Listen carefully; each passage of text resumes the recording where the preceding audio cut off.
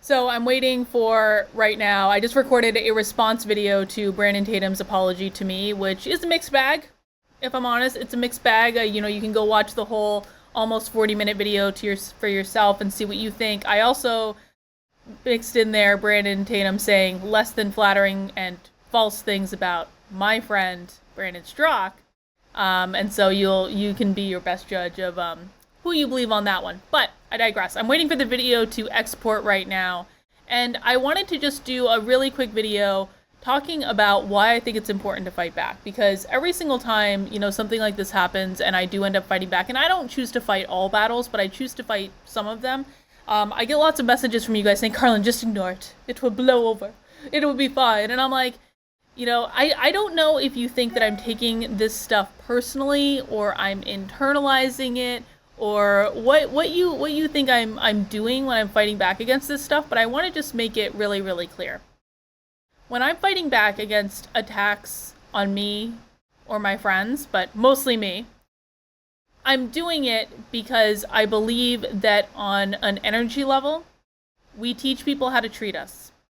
And if we let attacks if I let an attack on me go just by and by without saying anything, without doing anything, well, I believe, based on my faith, that I'm opening myself up to future attacks. It's in both the book and the movie, like Ender's Game. Ender's Game is one of my favorites of all time. But I tend to reference the movie just because I actually saw the movie first, because my husband's into all this sci-fi stuff, and he kept telling me, he's like, Carlin, you have to read Ender's Game, you would love it. And we went to see the movie. Now, my husband hated the movie, but I really liked the movie. And then because I liked the movie, and he hated it because he had read the book before the movie, I hadn't read the book yet, so I really liked the movie. And then after watching the movie, I went and read the book, and the book is, in fact, a billion times better than the movie. But there is a scene in both, I believe, in which Ender, who is, a child at this point, is fighting back against a bully in school. And he knocks the bully down and he wins the fight. And then he keeps kicking the bully and hitting the bully. And he just keeps going and going and going. He'd already won the fight. Why did he keep going? Well, they actually asked him about that. He was up to get into this space school to teach him how to be like an interplanetary general. And so the adults were asking him, and they're curious about the kid's behaviors, and they're like, well, why? You had already won the fight. Why did you keep kicking him if you had already won the fight? They were trying to evaluate his rationale. Was he being really aggressive, or was it strategy? That was the question. Was he being aggressive, or was it strategy? And Ender said, I was trying to stop all future fights. His goal wasn't to just win that fight. It was to stop all future fights. It was to show everyone what would happen if they came at him.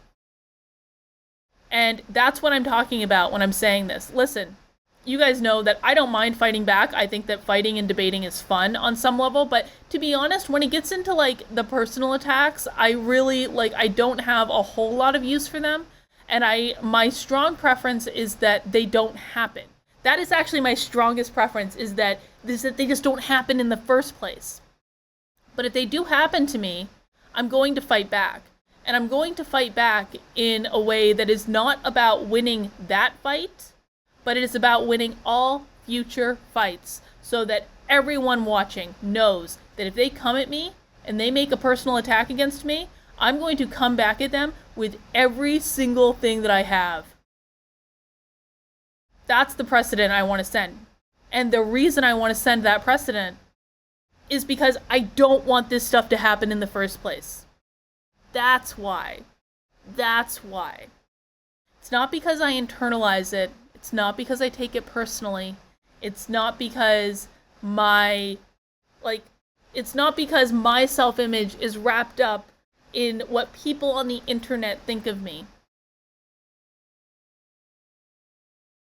We teach people how to treat us. If we allow people to attack us and get away with it, purely for the sake of making things nice, or not infighting, or not making anyone uncomfortable, then that just leaves me open to future attacks, and that's unacceptable to me. So that's why I do it. That's why I do it.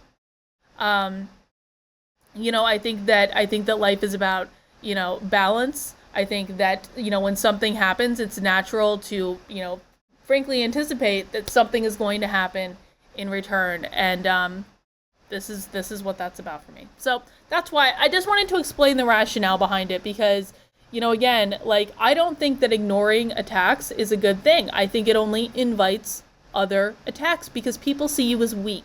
They see you as someone that will take it, that won't make a fuss, that won't make a ruckus, that won't push back. And I think you guys should know by now that I am anything but weak. But my strong preference is that they don't happen in the first place. But once they do, once you come at me, you're going to get it right back. So that's my philosophy on things. I don't know. I'd like to hear about your philosophies on things and why you think it's better to just let it blow over instead of standing up for yourself. Here's the other component of this too. Is like, I talked about this on Adamcast the other night, where I said that I don't think the left loves themselves. I don't think that they do. I think that they're angry people and they don't love themselves. And everyone's like, Carlin, they are obviously narcissists. What are you talking about? Like, no, because if you love yourself, you're not constantly asking other people to validate your existence and validate your experience. So no, I don't think that they love themselves. I think that the people that really do love themselves enough to stick up for themselves. And to say, I'm not going to put myself in situations where I'm going to get shit on, essentially. Like why? Like, why would I ever put myself in that situation? Like, why would I, like, demand to be treated well? Demand, when someone lies about you, demand that the truth be told, because you know that you're worth people knowing the truth. So, that's my philosophy, guys. I don't know. I'd love to hear about your philosophies for how to handle this stuff. Leave a comment. Let me know. I know the content I'm doing has been a little off the past couple days, honestly, just because I'm just at CPAC and I'm really busy, but I'm doing my best to keep up with things. I will have another episode of Woke Roundup tomorrow. It's episode 2, but it's not going to be on YouTube. It's going to be on Rockfin. So Rockfin, ROKFIN.com/Carlin is where you will find my exclusive Woke Roundup series that I'm doing once a week, exclusively on there, with all the woke news that I just hadn't gotten to covering yet. And because I've been traveling this week, I have not been covering as much of the woke stuff that I could. So I hope you guys will join me on Rockfin. If you haven't yet subscribed to this channel, I hope you'll subscribe. If I've scared you off by saying I'm gonna fight back when people lie about me, hey man, we can part ways as friends, and I'm just not the channel for you. But that's all I've got for right now. I will leave the Rockfin information in a pinned comment below, and I will see you soon.